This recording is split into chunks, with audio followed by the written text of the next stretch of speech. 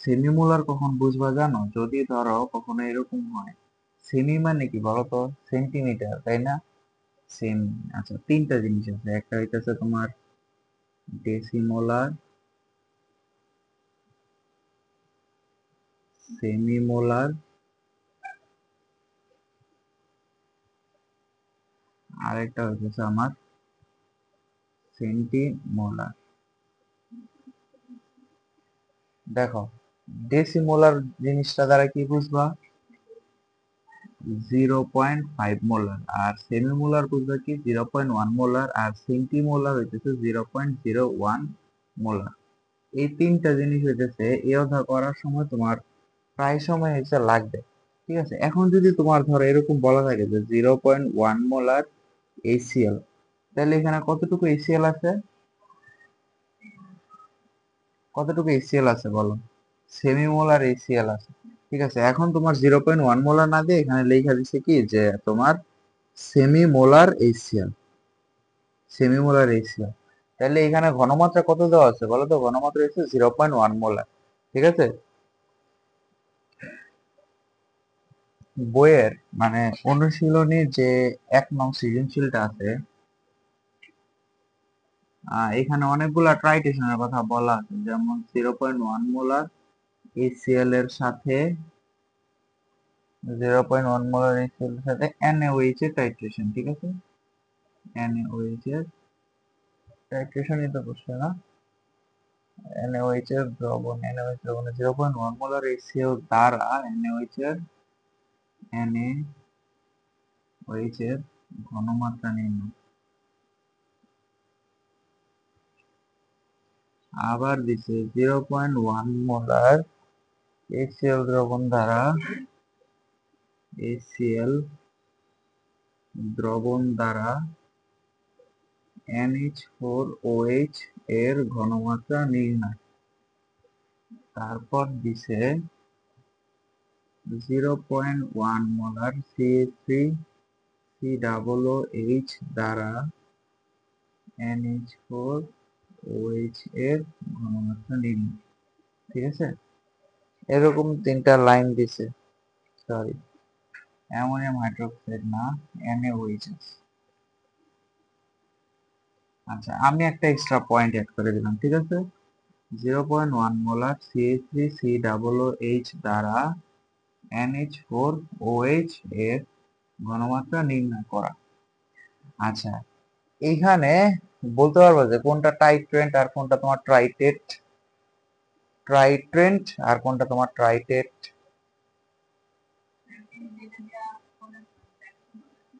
আচ্ছা, আরো সোজা করে দেই, দেখো এই গোলতলিতে কোনটা থাকবে আর বুরেটে কোনটা থাকবে সেটা বলো। বলো, এটাতে কোনটা থাকবে আর এটাতে কোনটা থাকবে? বলতো, নোন কনসেন্ট্রেশন যেটা ছিল সেটা সবসময় কোথায় রাখতাম আমরা? এই যে আয়তনিক ফ্লাক্সে নিতাম। তাহলে এখানে কোনটা হবে বলতো? HCl। ঠিক আছে, আর এখানে হবে অ্যাসিটিক অ্যাসিড। এখন এইখানে কিন্তু আমার 4 ধরনের টাইট্রেশনের মানে ধরো অ্যাসিড বেসের প্রকৃতি দিছে। ঠিক আছে, অ্যাসিড বেসের প্রকৃতি আছে। যেমন দেখো, HCl কোন ধরনের অ্যাসিড বলতো? Strong acid. NaOH কোন ধরনের বেস? Strong base. তার মানে এইটা হচ্ছে যে আমার স্ট্রং অ্যাসিডের সাথে স্ট্রং বেজের কি টাইট্রেশন। ঠিক আছে, SASB টাইট্রেশন এটারে বলা হয়। তারপরটা দেখো, HCl এর সাথে অ্যামোনিয়াম হাইড্রোক্সাইড, এটা কোন ধরনের অ্যাসিড বলতে পারবো? যে সরি, কোন ধরনের ক্ষার? Ammonium hydroxide. এটা কিন্তু একটা উইক বেস। ঠিক আছে, স্ট্রং অ্যাসিডের সাথে উইক বেজের কি করছি আমরা? এখানে টাইট্রেশন করছি। উইক বেজের কি করছি? টাইট্রেশন করছি। তারপরটা দেখো তো, এটা কোন ধরনের অ্যাসিড? এটা আমার উইক অ্যাসিড। ঠিক আছে, উইক অ্যাসিডের সাথে আমরা স্ট্রং বেজের কি করছি? আমরা টাইট্রেশন করছি। আর সবার লাস্টে কি লিখছি দেখো তো? Weak acid, weak base. এখন বলো তো, এদের মধ্যে কোন টাইট্রেশনটা সম্ভব না? মানে এটার ইন পয়েন্ট পাওয়াটা অনেক বেশি কষ্টকর। আচ্ছা, এন্ড পয়েন্টটা কি সেটা তো বলছি, এন্ড পয়েন্ট আর ইকুইলিব্রিয়াম পয়েন্ট। দেখো, এই সবগুলাতে তুমি এন্ড পয়েন্ট পাবা এবং একটা শার্প পাবা। যেমন দেখো, স্ট্রং অ্যাসিড আর স্ট্রং বেজের ক্ষেত্রে তুমি যে এন্ড পয়েন্টটা পাবা সেটা হইতেছে তোমার 7 থেকে 8 এর মধ্যে পাবা। ঠিক আছে, যে এন্ড পয়েন্টটা আছে, শেষ বিন্দুটা আছে। কেন? দেখো, এটা স্ট্রং অ্যাসিড আর এটা কি স্ট্রং বেস, দুইটাই কি বলতো, দুইটারে কি করতে পারবে, নিঃশেষ করতে পারবে। তারপর এটা কি দেখছি আমি, স্ট্রং অ্যাসিডের সাথে কি করছি, উইক বেস দিছি, তাই না? এখন বেস তো আমার উইক, তাহলে কি আমার এখানে ডোমিনেন্ট কে HCl না, তাহলে এখানে পিএইচ রেঞ্জটা আমার আসে 6 থেকে 7 এর মধ্যে। ঠিক আছে, আরো এক্সাক্ট রেঞ্জ তোমাদের বইয়ে দেওয়া আছে। ঠিক আছে, আরো এক্সাক্ট রেঞ্জ দেওয়া থাকে। তারপরটা দেখো যে উইক অ্যাসিডের সাথে আমরা কি করব, স্ট্রং বেস দিব। এখন এটা কি বেসিক না, এটা বেসিকটাই কি স্ট্রং, তাহলে এইখানে আমার 8 থেকে 10 এর মধ্যে আমার পিএইচ এর রেঞ্জটা পাবো। এখন কথা হচ্ছে পিএইচটা কি, পিএইচটা হইতেছে এই দুইটা যে মিক্স করবা, মিক্স করার পরে যে মিশ্রিত দ্রবণ আছে, ওই দ্রবণের পিএইচটা তুমি 8 থেকে 10 এর মধ্যে পাবা। এখন আমার এই পিএইচ গুলা জানা কেন জরুরি, কেন জরুরি জানো? দেখো, আমি যে এখানে এটার সাথে এটা মানে মিক্স হওয়ার পরে যে এন্ড পয়েন্টটা পাবো, এই এন্ড পয়েন্ট ডিটেকশন করবে কে, বা এন্ড পয়েন্টটা বের করে দিবে কে বলো তো? ইন্ডিকেটর বের করে দিবে না? এখন দেখো, আমার যে ইন্ডিকেটর গুলো আছে, এই ইন্ডিকেটর গুলা কিন্তু দুই ধরনের কালার শো করে। যেমন তুমি যে লিটমাস পেপার দেখছো, লিটমাস পেপারে কি হইতো বলো তো? নীল, নীলটা যদি তুমি ধরো অ্যাসিড দিতা, সেটা কি হয়ে যেত, লাল নীল হয়ে যেত। আর যদি বেইজে দিতা, তাহলে নীলটা কি হয়ে যেত, লাল হয়ে যেত। তার মানে দেখো তো, সেম কাগজ কিন্তু এক একটার মধ্যে এক এক ধরনের কালার শো করতেছে। এটা তো গেল লিটমাস। এখন যদি এরকম না করে, ধরো আমি মিথাইল অরেঞ্জ নিলাম বা ফেনফথ্যালিন নিলাম, আচ্ছা প্রথমটাই নিলাম যে ফেনফথ্যালিন, ফেনফথ্যালিনের বর্ণ কিরকম হয় বলতো? কি কি বর্ণ প্রদর্শন করতে পারে? একটা হইতেছে নিউট্রাল, আরেকটা কি পিঙ্ক, দুইটা। দেখো, এখন নিউট্রাল কোন দ্রবণের মধ্যে শো করবে বলতে পারবা, যে নিউট্রাল কোন দ্রবণে শো করে? পড়াইতাম আরেক জিনিস, কিন্তু ঢুকে গেছে আরেকটাই, কিন্তু তারপর এটা শেষ করে ফেলি।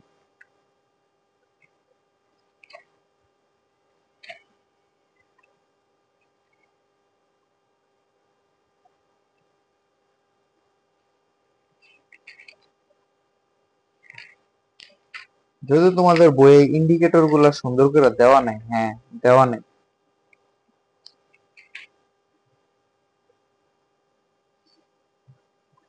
এরই সমস্যা। তোমাদের বইগুলা স্ট্রং অ্যাসিডের সাথে এক্ষেত্রে মিথাইল অরেঞ্জ, মিথাইল ও এখানে বইলেই দিছে শুধুমাত্র কোন ধরনের অ্যাসিড। আচ্ছা, তারপরও আমরা জানি না নি এখানে কালার চেঞ্জটা কি হবে। কালার চেঞ্জটা হবে, এটা ডিপেন্ড করে। ধরো আমি যদি NaOH টা আমার নোন হইতো, তাহলে কি আমি HCl এর কি বের করতাম বলো তো, কনসেন্ট্রেশন বের করতাম। এখন এই যে ফেনফথ্যালিন আমার যদি অ্যাসিডিক নেচার হয়, মানে ধরো তুমি এই ফেনফথ্যালিনটা তুমি অ্যাসিডে দিছো, তাইলে এটা হবে কালারলেস। ঠিক আছে, এটা কি হবে, কালারলেস থাকবে। আর যদি সেটা তোমার বেসিকে চলে যায়, মানে বেসিক জিনিসের মধ্যে দাও, তখন সেটা কি প্রদর্শন করবে বলতো, পিঙ্ক শো করবে। দেখো, আমরা এই যে NaOH এর কি বের করতাম বলতো, NaOH টা বের করি না। এখন NaOH টা কোথায় থাকে বলতো, উপরে থাকে, তাই তো, উপরে বুরেটে থাকে। এখন বুরেট থেকে আর নিচে কোনটা থাকে, এই যে HCl থাকে। এখন HCl এ যখন দিছে, তখন সেটা কি ছিল বলতো, কালারলেস ছিল। কি ছিল, কালারলেস ছিল। এখন যখন কালারলেস ছিল, আস্তে আস্তে পড়তেছে পড়তেছে পড়তেছে, একদম শেষের দিকে দেখতে কি একটা মানে পিঙ্ক কালারটা আসে, নাড়ানো দিলে কি হয়ে যায়, চলে যায়। একদম মানে একদম লাস্ট যে ফোঁটাটা পড়লে পুরোটার কালার চেঞ্জ হয়ে যায়, ওইটাই কি আমার বলতো ইন্ডিকেটর। এখন আমার এখানে একটা কোশ্চেন আছে, বলতো লাস্ট ফোঁটাটায় কেন কালারটা চেঞ্জ হয়েছে, এবং এর আগের ফোঁটাটার নাম কি আর এই ফোঁটাটার নাম কি? দেখো, ধরো তোমার নবম ফোঁটা, ঠিক আছে, নবম ফোঁটায় কালার লেস ছিল, ঠিক আছে। দশম যে ফোঁটাটা আছে, সেটা পড়ার সাথে সাথে কি হয়ে গেছে, পিঙ্ক হয়ে গেছে। তাহলে এই নবম ফোঁটাটা কি ছিল? দেখো, নবম ফোঁটা পর্যন্ত এটা ছিল কি বলতো, এটা HCl ছিল, ঠিক আছে, পুরোটা আমার HCl ছিল। দশম ফোঁটা পড়ার পরে সেটা কি হয়ে গেছে, বেজ হয়ে গেছে। মানে আমার নবম ফোঁটা পর্যন্ত সেটা কি ছিল বলতো, ইকুইলিব্রিয়াম ছিল। সেটা কি ছিল, ইকুইলিব্রিয়াম ছিল। মানে যতটুকু অ্যাসিড নিচ্ছি, ততটুকুই আমার কি আছে, বেজ আছে। এখন দুইটা অমিট করে কি হয়ে গেছে, লবণ হয়ে গেছে। এখন লবণের কোনো নেচার এখানে আছে? নেচার নাই। সো এটা এখনো কালারলেস। কিন্তু যখন নাকি আমি দশম ফোঁটাটা দিছি, তখন আমি কি বলতো বেজ ঢালছি না। এখন নিচে কোনো অ্যাসিড আছে এটা নিউট্রালাইজ করার জন্য? কোনো বেজ নাই।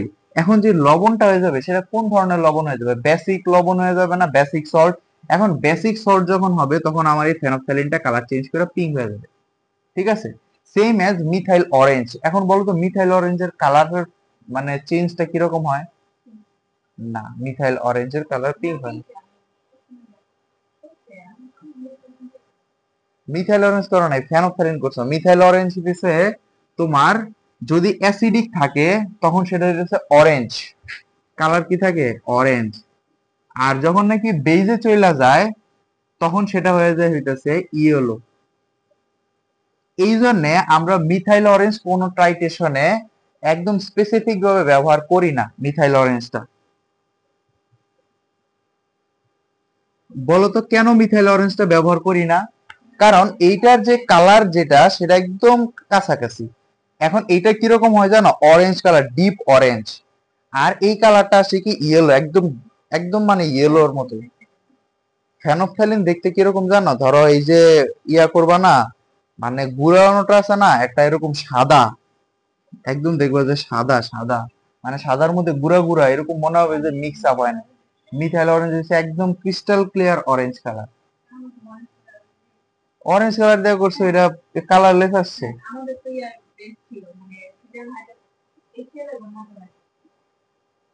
ওটা মিথাইল, মিথাইল অরেঞ্জ ছিল, মিথাইল রেড ছিল। তোমাদের বলছে যে মিথাইল রেড, মিথাইল রেড এর অপর নামই তো ফেনফথ্যালিন। এই যে ফেনফথ্যালিন আরেকটা নাম হচ্ছে যে মিথাইল রেড। একটু শিওর হয়ে, হ্যাঁ। আমি যতটুকু জানি মিথাইল অরেঞ্জ, মানে আমরা এই যে ভার্সিটিতে করতেছি আমাদের মিথাইল অরেঞ্জ অরেঞ্জ কালার ছিল। আর যখন নাকি বেজে চলে গেছি সেটা আমার ইয়েলো হয়ে গেছে। এজন্য আমরা মানে কোনো টাইটেশনেই এই মিথাইল অরেঞ্জ ইউজ করি না। কারণ মিথাইল অরেঞ্জ ইউজ করলে আমার ধরো কালারের ইয়া হয়। এই মিথাইল অরেঞ্জের পরিবর্তে আমরা ব্যবহার করি হচ্ছে থাইমল ব্লু। হ্যাঁ, ফেনফথ্যালিন ইউজ করি। এখন ফেনফথ্যালিন একটা কালারই আসতেছে, এখন আমাদের আরো ইন্ডিকেটর সম্পর্কে জানা লাগবে না? তখন আমরা থাইমল ব্লুতে যাই। তো থাইমল ব্লুটা থাকে কি জানো? ধরো ব্লু কালারই থাকে, ব্লু থেকে কালারলেস হয়ে যাবে। হ্যাঁ, ব্লু থেকে কালারলেস হয় এটা, বুঝা গেছে?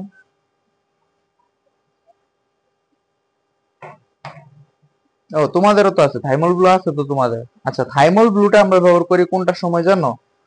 দুর্বল অ্যাসিড, এই যে দেখো দুর্বল অ্যাসিড আর সবল ক্ষারের ক্ষেত্রে এখানে আমার সিগনিফিকেন্টলি আমরা এই যে থাইমল ব্লুটা ইউজ করি। এখন কেন বলো তো থাইমল ব্লু ইউজ করি? থাইমল ব্লুটা আমরা কেন ইউজ করি? দেখো এইখানে আমার অ্যাসিডটা কি বলতো? অ্যাসিডটা কি উইক না? সো উইকের মধ্যে এটা যদি আমি স্ট্রং অ্যাসিডের মধ্যে ব্লুটা দেই না, মানে ধরো আমি এইখানে ব্যবহার করলাম, ঠিক আছে, এইটার মধ্যে ব্যবহার করছি, এখানে ব্লু কালারটা অনেক বেশি মানে ডার্ক হবে। ঠিক আছে, ওইখান থেকে কালারলেস হইতে অনেক বেশি টাইম নিবে। ঠিক আছে, বা ধরো তোমার অনেক বেশি শেকিং করা লাগবে, শেকিং করলে তাহলে এটা তোমার কালারটা ছাড়বে। কিন্তু যদি তোমার উইক অ্যাসিডের সাথে ধরো স্ট্রং বেজের করো, সেক্ষেত্রে স্ট্রংটা কে বলতো? Base strong. সো কালারলেস হওয়ার জন্য মানে আমার অত বেশি পরিমাণে ওইখানে কিন্তু এই যে এটার সাথে যদি এটা করো, ওইখানে তোমার এই থাইমল ব্লু এর কনসেন্ট্রেশনের উপরও কিছুটা ডিপেন্ড করে। ঠিক আছে, ইন্ডিকেটর কনসেন্ট্রেশন তুমি কিছু পরিমাণে ঢালছো না, তাহলে ওইখানে কোয়ান্টিটি বাড়ছে না, এই কোয়ান্টিটির উপরও ডিপেন্ড করে। কিন্তু যদি তুমি উইক অ্যাসিডের সাথে ব্যবহার করো ওইটা কোনো একটা ফ্যাক্টর না। বুঝা গেছে? তোমাদের ইন্ডিকেটর কেন ব্যবহার করে এগুলো তোমাদের পরীক্ষায় আসবে না, কিন্তু আমরা এগুলো পড়ছি জন্য তোমাদের শুধু একটু জানাই, নট মোর। তোমাদের যেটা পড়তে হবে যে কোনটার ক্ষেত্রে কোন ধরনের ইন্ডিকেটর ব্যবহার করা যায়। যেমন দেখো সিগনিফিকেন্টলি আমরা যদি উইক অ্যাসিডের সাথে স্ট্রং বেজের করি, ওইখানে আমরা থাইমল ব্লু ইউজ করব। ঠিক আছে, কেন ইউজ করব এটা লাগবে না, কিন্তু কোনটা ইউজ করব? থাইমল ব্লু ইউজ করব। আর এই যে স্ট্রং অ্যাসিডের সাথে যে স্ট্রং বেজের যেটা আছে সেটার মধ্যে আমরা কি কি ব্যবহার করছি? এখানে আমরা ব্যবহার করতে পারবো হচ্ছে মিথাইল রেড আর মিথাইল অরেঞ্জ। এখন যদি তুমি মনে রাখতে না পারো তাহলে ফেনফথ্যালিন মিথাইল অরেঞ্জ, মানে এটা রাখতে মনে রাখতে সুবিধা, দুইটাই মিথাইল, একটা রেড আর একটা অরেঞ্জ। ঠিক আছে, মিথাইল রেড মিথাইল অরেঞ্জ। আর মানে আবার মিথাইলেট মনে রাখলে তুমি এইটার জিনিস মনে রাখতে পারো না, এটা রেড, তাহলে তো অবশ্যই লাল বা কিছু একটা হওয়ার কথা, তাই তো? এটা মনে হবে। এটার জন্য হইতেছে সবচেয়ে ভালো ফেনোক্সাইলিন পড়াটাই ভালো। ঠিক আছে, পিঙ্ক টু কালারলেস বা কালারলেস টু পিঙ্ক। অ্যাসিডের হ্যাঁ একটা তীক্ষ্ণ স্মেল আছে, এখন ডিপেন্ড করে অ্যাসিডটা কোন ধরনের অ্যাসিড। যদি ধরো তোমার পারক্লোরিক অ্যাসিডের কাছাকাছি যাও, ওইখান থেকে পারক্লোরিক অ্যাসিড ওইরকম অডর নাই, সবচেয়ে অডর আসে হইতেছে সালফিউরিক অ্যাসিড থেকে। আর ইভেন সালফিউরিক অ্যাসিডের সময় তুমি মাস্ক ইউজ করা লাগবে তোমার। অ্যাসিড বেসের এই ঘ্রাণ বা ধরো এই যে স্মেল, এরা ডাজন্ট ম্যাটার, কিন্তু স্বাদ ম্যাটার করে।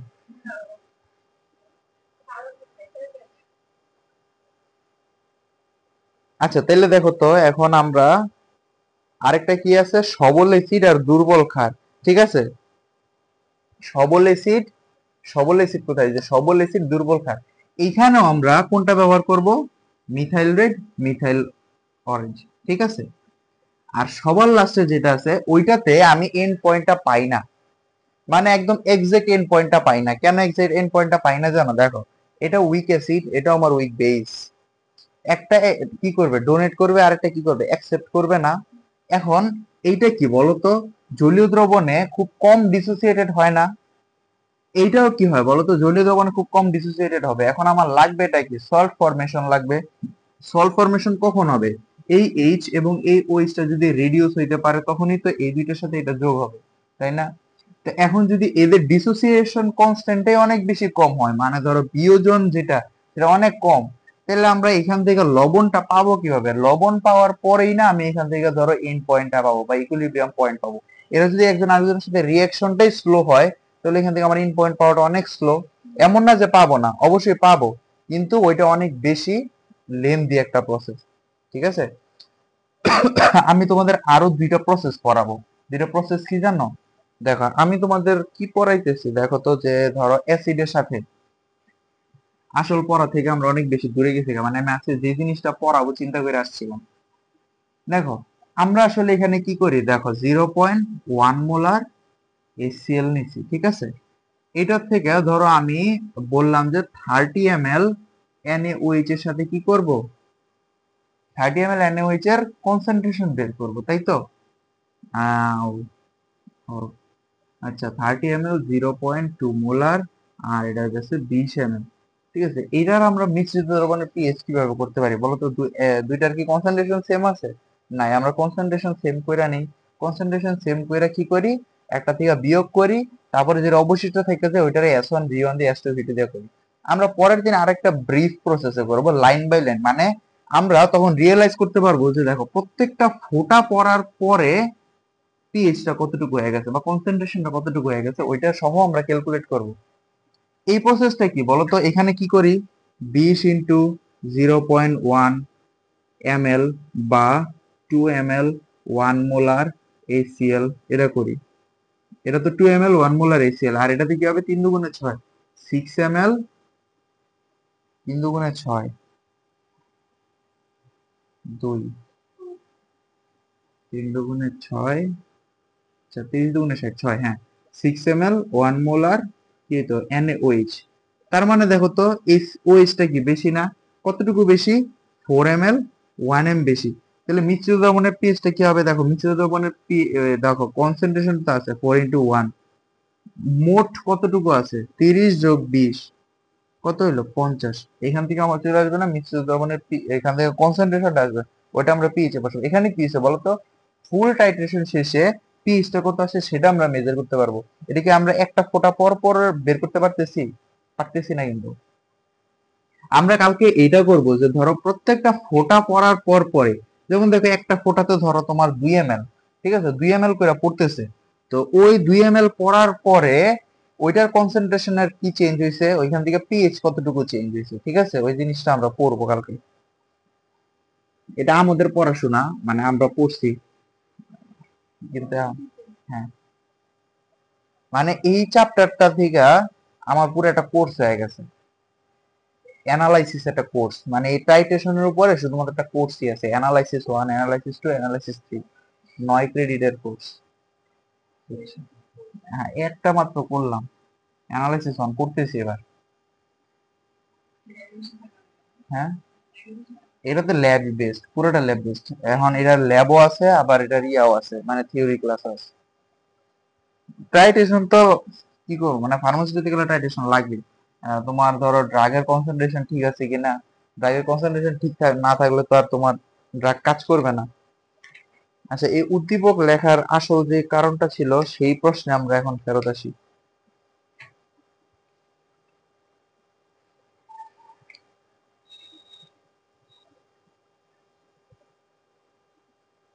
আচ্ছা, এই যে এখানে আমরা এই তিনটার মধ্যে কি কি মানে ব্যবহার করছি, কি বলে এটারে, ইন্ডিকেটর কি কি ইউজ করছে, এবং এই তিনটা কোন ধরনের ধরো ট্রাইটেশন, এই ট্রাইটেশনের নাম কারণ এগুলো মাত্র পড়লাম না। এইটাই এখানে ঘ নম্বর প্রশ্ন দেওয়া আছে, উদ্দীপকের তিনটি ট্রাইটেশন ভিন্ন ভিন্ন নির্দেশক ব্যবহারের কারণ বিশ্লেষণ করো। কেন ব্যবহার করতাম, কারণ একটা কি বলতো, স্ট্রং অ্যাসিডের সাথে স্ট্রং বেস, ওইখানে আমরা কোন ধরনের ব্যবহার করতাম, মিথাইল রেড, মিথাইল অরেঞ্জ। তারপরেটা কি বলতো, স্ট্রং অ্যাসিডের সাথে উইক বেজের ট্রাইটেশন। তো এই ধরনের ট্রাইটেশনের ক্ষেত্রে আমার যে পিএইচটা আছে সেটা 6.7 এর মধ্যে আসে। ওইখানে আমার যে অ্যাকিউট যে কালার চেঞ্জটা সেটা কে দিতে পারবে, একমাত্র শুধুমাত্র আমার কে দিতে পারবে বলতো, মিথাইল অরেঞ্জ আর মিথাইল ব্লু। কিন্তু এই যে এইটার ক্ষেত্রে আমার পিএইচ রেঞ্জটা কি বলতো, 8 থেকে 10 এর মধ্যে, বেসিক একটা বেসিক কন্ডিশনে কালার ভালো প্রদর্শন করতে পারে হচ্ছে থাইমল ব্লু। এই জন্য আমরা এখানে থাইমল ব্লু ব্যবহার করছি। শেষ, অনেক ছোট জিনিস কিন্তু একটু ডিসক্রাইব করা লাগবে আর কি। আর এটা গ নাম্বার প্রশ্নে বলছে যে উদ্দীপকের যে স্ট্রং অ্যাসিড আছে সেই স্ট্রং অ্যাসিডের কনসেন্ট্রেশনটা পিপিএম এককে বের করো। তাহলে উদ্দীপকের মধ্যে স্ট্রং অ্যাসিডটা কি বলতো, HCl না এখানে সবচেয়ে স্ট্রং অ্যাসিড। তাহলে স্ট্রং অ্যাসিড 0.1 মোলার, এইটা আমরা কিসের ব্যবহার করব, পিপিএম এককে বের করব। তাহলে পিপিএম এককে যদি বের করতে চাই আমার কি দেওয়া আছে, 0.1 মোলার HCl দেওয়া আছে, তাই তো। এখন এটা থেকে কিভাবে করা যায়, গতকাল কনসেন্ট্রেশন দেখাইছি না, 0.1 ইন্টু HCl এর ভ্যালু কত বলতো, মানে গ্রাম কত, মোলার থেকে।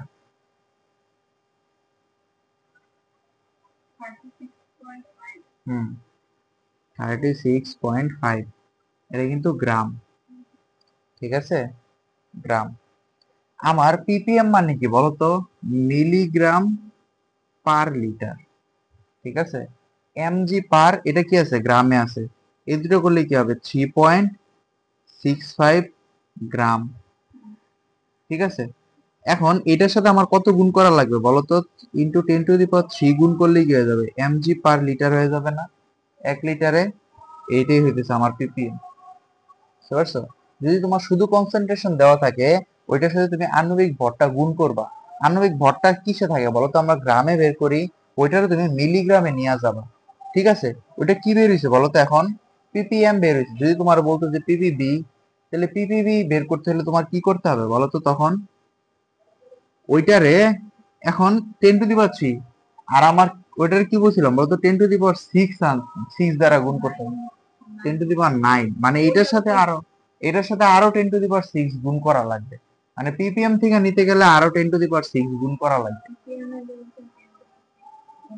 আচ্ছা, 10⁻6 কখন, ওইটা হচ্ছে পার্সেন্টেজ দেওয়া থাকলে, যদি তোমার এত পার্সেন্টেজ দেওয়া থাকে, কিন্তু এইখানে দেখো 1 ppm সমান সমান, এটাও তোমার মনে রাখতে হবে, 1 mg per litre, milligram per litre, 1 milligram per litre. এটা গতকাল মনে হয় লেখা দিইনি, এটা লেখা রাখো, 1 ppm সমান সমান 1 মিলিগ্রাম পার লিটার।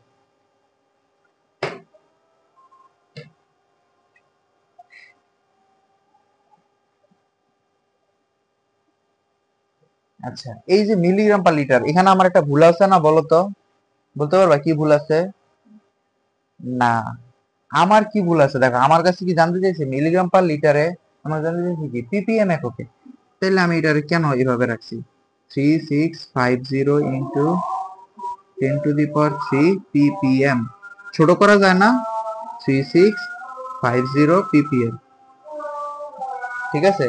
এখন দেখো মানে এইটা হইতেছে সবচেয়ে কমন, এই গ নাম্বার প্রশ্নটা হচ্ছে সবচেয়ে কমন, কনসেন্ট্রেশন দেওয়া থাকে, ওইখান থেকে তুমি কি বের করবা, পিপিএম এককে বের করবা, ঠিক আছে। আমি আরো কয়েকটা সৃজনশীল থেকে তোমার দেখাই।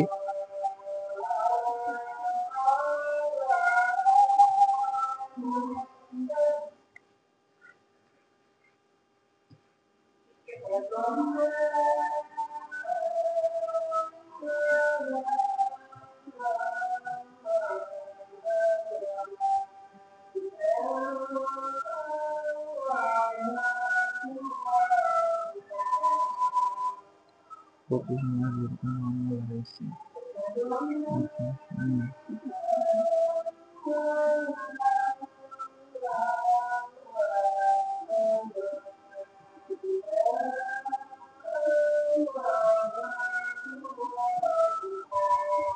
আছে, এটা দেওয়া আছে আমার কাছে। এখন বলছে মিশ্রিত দ্রবণের ঘনমাত্রা বের করো। উদ্দীপকে প্রমাণ দ্রবণ দ্বারা সেকেন্ডারি দ্রবণকে টাইট্রেশন করলে উল্লেখিত নির্দেশক দুটিকে ব্যবহার করা যাবে কিনা তা প্রশমন লেখচিত্র দ্বারা ব্যাখ্যা করো। আচ্ছা, এখানে আমার কাছে পিপিএম জানতে চাইনি। এখন যদি আমি তোমারে বলি যে এইটার পিপিএম বের করো, এইটারও পিপিএম বের করো, বের করতে পারবা না? এখানে কি করবা? 0.1 এর সাথে এসএল মানে আগেরটার মধ্যে আছে। এখানে কি করবা? এটার সাথে এটা গুণ করবা, সেটারে 1000 দ্বারা গুণ করে দিবা, মিলিগ্রামে নিয়ে যাবো, তাহলে এখান থেকে পিপিএম আসে। এখন আমার বলছে যে মিশ্রিত দ্রবণের পিএইচটা এখান থেকে বের করো। তাহলে এখান থেকে মিশ্রিত দ্রবণের পিএইচ কিভাবে বের করবো? এখানে একটা কথা আছে, দেখো এই যে Na2CO3, এটা যদি আমরা বিয়োজিত করি, এই Na2CO3 আমার দুইটা H+ কে প্রশমিত করতে পারে। একটা মানে 1 মোল Na2CO3 প্রশমিত করে, তাহলে কত মোল? 2 মোল HCl কে প্রশমিত করতে পারে। ঠিক আছে, 2 মোল HCl। তার মানে দেখো তো, এটা বলতে পারি না যে ইকুইভ্যালেন্ট মানে Na2CO3 ইকুইভ্যালেন্ট 2OH- বলা যায় না? এই 2OH- এই তো দুইটা H+ এর কনসেন্ট্রেশন, ওইভাবে করে তোমার এটা করা লাগবে। কনসেন্ট্রেশন কি সেম আছে আমার এখানে? নাই। এখন 2 কার সাথে গুণ করবো বলো তো এখানে? হ্যাঁ, HCl এর সাথে 2 গুণ করা লাগবে। ঠিক আছে, HCl এর সাথে না, তো এটার সাথে না, এটার সাথে গুণ করতে হবে, কারণ এখানে তো ওয়েজ দুইটা আছে, সো এটার সাথে গুণ করতে হবে। এখানে কিন্তু আমার 2 গুণ করা লাগবে। 2 গুণ করে এখান থেকে ভ্যালুটা বের করা লাগবে। ভ্যালু বের করার পরে নিশ্চিত এটা তোমাদের হোমওয়ার্ক থাকে। ঠিক আছে, তারপরেরটাতে যে পিএইচ এর মান, ওয়াই এর ঘনমাত্রা, ওয়াই এর পিএইচ মান হিসাব করো। আচ্ছা দেখো, বলছে যে ওয়াই হইতেছে একটা দ্বিক্ষারকীয় অম্ল। প্রশ্নটা খেয়াল করো, আরো কয়েকটা শর্ট টার্ম পড়তে হবে। কি বলছে? ওয়াই একটা যৌগ, ওয়াই যৌগ যা দ্বিক্ষারকীয় অম্ল। এটা কি আমার একটা দ্বিক্ষারকীয় অম্ল? দ্বিক্ষারকীয় অম্লটা কি বলতো? বলতে পারবা যে দ্বিক্ষারকীয় অম্ল কি? আমি মনে হয় তোমাদের এটা পড়াইছি।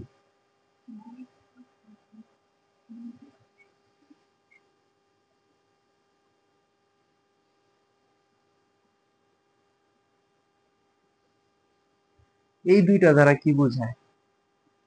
আচ্ছা, আমরা একটু খেয়াল করি, দেখো সবার শেষে যেই জিনিসটা লেখা আছে সেটাই হইতেছে আসল জিনিস। ঠিক আছে, সবার শেষে কি লেখা আছে? অম্ল, তার মানে এটা কি একটা অ্যাসিড। সবার শেষে কি দেওয়া আছে? ক্ষারক, তার মানে এই জিনিসটা কি হবে? মানে যেই এলিমেন্টটা, দেখো ওয়াই যৌগটা, এখানে ধরো আমি এক্স যৌগ লিখলাম, তাহলে ওয়াই যৌগটা কি একটা অ্যাসিড। এখন দ্বিক্ষারকীয় মানে এই ওয়াই যৌগটা একটা 1 মোল, ওইটার 2 মোল OH কে প্রশমিত করে। ঠিক আছে, এইটার যে 1 মোল H+ আছে, H+, ওইটার 2 মোল OH- কি করতে পারে? প্রশমিত করতে পারে। এই জন্য এটার বলে দ্বিক্ষারকীয় অম্ল। এখন দ্বিক্ষারকীয় অম্ল কি হইতে পারে বলতো? এরকম এরকম কি হইতে পারে? দেখো সালফিউরিক অ্যাসিড হইতে পারে না? H2SO4। দেখো এইটার দুইটা আছে, তো এইটা বেজের কয় মোল খরচ করাবে বলতো? 2 মোল খরচ করাবে না? দেখো সালফিউরিক অ্যাসিড তো 1 মোল, তাই না? দেখো সালফিউরিক অ্যাসিডটা কি বলতো? 1 মোলই তো ছিল। এইটা প্রশমিত করার জন্য আমার কি লাগবে বলতো? 2 মোল বেজ লাগবে না? 2 মোল বেজ লাগবে না? এখন যদি আমার আবার এই যে দ্বি অম্লীয় খারাপ হয়, তাহলে তো 1:1 হয়ে যাবে। কিন্তু এই জিনিসটা কি বলতো? দ্বি না, দুইটা না, দুইটা H+ ডোনেট করছে, এই জন্য। এটার উদাহরণ কি হইতে পারে? এই যে মাত্রই দেখলাম Na2CO3, এটা কি হইতে পারে? এটার উদাহরণ হইতে পারে। বুঝা গেছে? এখন আমারে এইখানে প্রশ্নে বলছে যে আমার ওয়াই যৌগটা একটা কি দ্বিক্ষারকীয় অম্ল। এই অম্লের যদি ঘনমাত্রা 0.05 মোলার হয় তাহলে পিএইচ হিসাব করো। এখন এইটার কনসেন্ট্রেশন দিয়ে দিচ্ছে 0.05 মোলার। তাহলে এখান থেকে পিএইচ বের করা। আচ্ছা, আমার পিএইচ বের করার জন্য কি কি লাগে বলতো? পিএইচ সমান সমান কি বলতো? Minus log of H plus. H প্লাসটা মানে কি? হাইড্রোজেন আয়নের ঘনমাত্রা। হাইড্রোজেন আয়নের কি ঘনমাত্রা। তাহলে এখন হাইড্রোজেন আয়নের ঘনমাত্রা কি বলতো? 0.05, তাই তো? এই যে বোন, আমার জিনিসটা কি বলতো? দ্বি ক্ষারকীয় অম্ল। তাহলে এটার সাথে কত গুণ করতে হবে? আমার কনসেন্ট্রেশনের সাথে 2 গুণ করতে হবে। তাহলে আমার মাইনাস লগ ইন্টু 0.05 ইন্টু কি 2, এটার মান কত আসে? Minus log into 0.1। তার মানে পিএইচ এর ভ্যালু আছে 1। ঠিক আছে, মুখস্থ। দেখো, যখন তুমি দেখবা যে মাইনাস লগ এর পরে 0.1 আছে, এটার মান হইতেছে আমার 1। ঠিক আছে, মাইনাস লগ এর পরে আছে 0.01, ওইটার ভ্যালু হইতেছে 2। মাইনাস লগ এর পরে 0.001 আছে, ওইটার ভ্যালু হচ্ছে 3। ক্যালকুলেটর চাপা লাগবে না, আমি তোমার দেখাইতেছি কিভাবে হয়েছে। দেখো, মাইনাস লগ 0.1 মানে কি বলতো? Minus log of 1/10। এটার মানে কি বলতো? মাইনাস লগ অফ 10 এর পাওয়ার কি -1 না? আমরা জানি কি 10 ভিত্তিক লগের যেটা পাওয়ার হয় সেটা সামনে চলে আসে। তাহলে -1 এখানে এসে গুণ করলে কত হবে? -1 এসে +1। এইটা মানে কি বলতো? 10⁻², মাইনাসটা আসে। এটার মানে কি 10⁻³ এইভাবে জিনিসটা হয়। বুঝা গেছে?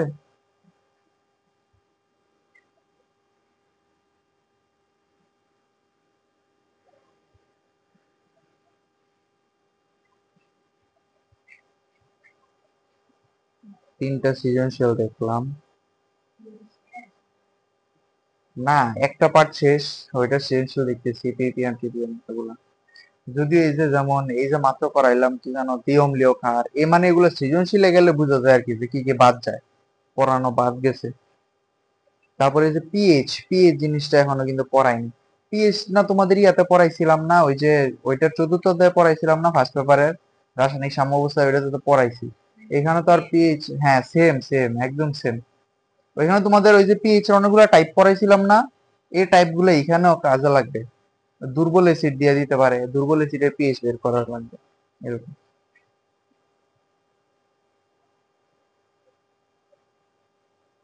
আচ্ছা, একটা সুন্দর একটা প্রশ্ন দেখি। 10% H2SO4 দ্রবণ,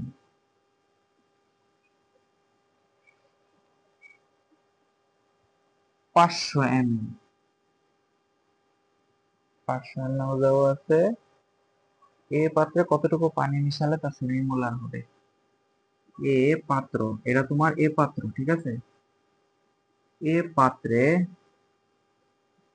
কতটুকু পানি মিশালে তা সেমিমোলার হবে? আচ্ছা, গতকাল কিন্তু এই ম্যাথটা করাইছি, এই ম্যাথটা করাইনি। তোমরা এ পাত্রের ঘনমাত্রাটা একটু বের করে ফেলো। ঘনমাত্রাটা বের করো, কনসেন্ট্রেশনটা। এটার একটু পজ দেই। আচ্ছা দেখো, এইটা আমরা কতটুকু বলছে? 10%, তাহলে ঘনমাত্রা কত আসছে? এস সমান সমান 0.2 মোলার পাইছো, ঠিক আছে? এখন এইটার ঘনমাত্রা কত? 0.2 মোলার। তোমার ঘনমাত্রা বানাইতে হবে কি বলতো? কতটুকু পানি মিশালে তা সেমি মোলার হবে, তাই না?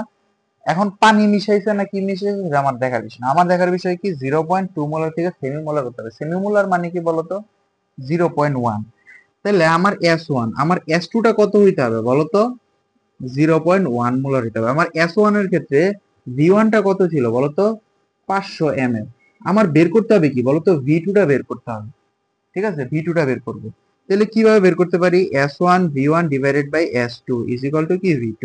তার মানে S1 হইতেছে 0.2 ইন্টু 500 ডিভাইডেড বাই কত? 0.1। শুধু 0.2 নিছো কেন? 0.2 এর পর তো আর অনেকগুলো ছিল, এগুলো নেও নাই কে? ওগুলো নিছিলা? ওদের 0.2 কেমনে আসে? তাহলে তুমি ওই যে ডাব্লিউ তে নেও নাই গা, ডাব্লিউ তে বেশি নাও নাই। ডাব্লিউ তে বেশি নিতে হবে। এটা যদি 0.2 নাও, অ্যান্সার আসে দেখো 500 আসে। মানে এটার অ্যান্সার আছে 500, কিন্তু 500 হবে না তো কি? হ্যাঁ 1000 তো হবে। এখন 1000 ml আমার দরকার ছিল, অলরেডি 500 আছে, তাহলে 1000 থেকে 500 বাদ দিয়ে দিলে কি হয়, আরো 500 ml পানি অ্যাড করতে হবে। কিন্তু 500 ml না, আর একটু বেশি অ্যাড করতে হবে তো, কারণ এটা 0.2 মোলার না, আর একটু বেশি, মোলারটা আরো বেশি, মাত্র 10%। 10% মানে কত গ্রাম? 9.8 গ্রাম। 9.8 গ্রামে নিছো তোমরা? আচ্ছা তাহলে 500 গ্রাম। যদি 9.8 নিয়ে এটা আসে 0.2, 0.2 আসে।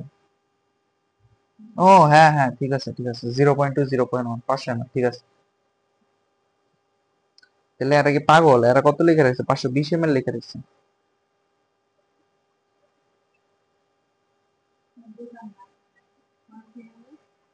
আচ্ছা তো আচ্ছা, আমি তো বলিনি পুরোটা। তাহলে দেখো তো V2 এর ভ্যালু কত? 1000 ml। মানে আমার যদি 0.1 মোলার বানাইতে হয়, তাহলে আমার কতটুকু সলিউশন লাগবে? 1000 ml সলিউশন লাগবে না? তাহলে এখন আমার 1000 ml তো সলিউশন নাই, আমার কতটুকু আছে? 500 ml আছে না? তাহলে আমার এটাতে আরো কতটুকু? 1000 বিয়োগ 500 সমান সমান কি? 500 ml পানি আমরা আরো অ্যাড করলে ওইটা থেকে কি পাবো বলো তো? এই 0.1 পাবো। এটাই হইতেছে আমার ওয়াটার অ্যাড করতে হবে। ওয়াটার থেকে অন্য কিছু তোমার দিবে না, আমরা তো সবসময় ডাইলুট করার জন্য ওয়াটার ইউজ করি। তাও ওয়াটার না, মানে ডিস্টিল ওয়াটার ইউজ করি। তারপরের প্রশ্নটা বলছে এ এবং বি পাত্রকে মিশ্রিত করলে মিশ্রিত দ্রবণের মানে মিশ্রিত দ্রবণের প্রকৃতি কিরকম হবে, পিএইচ জানতে চাইনি, বলছে প্রকৃতি কিরকম হবে। এগুলা তো তোমরা পারবাই, এগুলা তোমরা মনে করো 9-10-এও করছো মেলা। তোমরা এই যে এখানে দেখো সৃজনশীল আছে না কয়েকটা, এরকম বক্স কইরা, যেগুলাতে অ্যাসিড আর বেজ আছে, ঠিক আছে, মানে এরকম পাত্রের মধ্যে একটাতে অ্যাসিড আরেকটাতে বেজ আছে, এইরকম সৃজনশীল গুলা থেকে নিজের মন মতো যদি মন চায় যে আমি সহজ গুলা করে পরীক্ষাতে মারা খাবো, তাহলে সহজ গুলা করবা। আর যদি মনে হয় যে না আমি কঠিন গুলা কইরা প্র্যাকটিস করি, প্র্যাকটিস কইরা আমি যেগুলা না পারি ওগুলা না দেখাবো, তাহলে কঠিন যে কোনো 5টা কইরা আমারে দেখাবা, ঠিক আছে? হ্যাঁ 5টা সৃজনশীল কইরা দেখাবা। আর যদি দেখো যে বইয়ের সব পারো তাহলে তো আলহামদুলিল্লাহ। বুঝা গেছে? এটা একটু অফ দাও, ম্যাথ শুরু করি। হ্যাঁ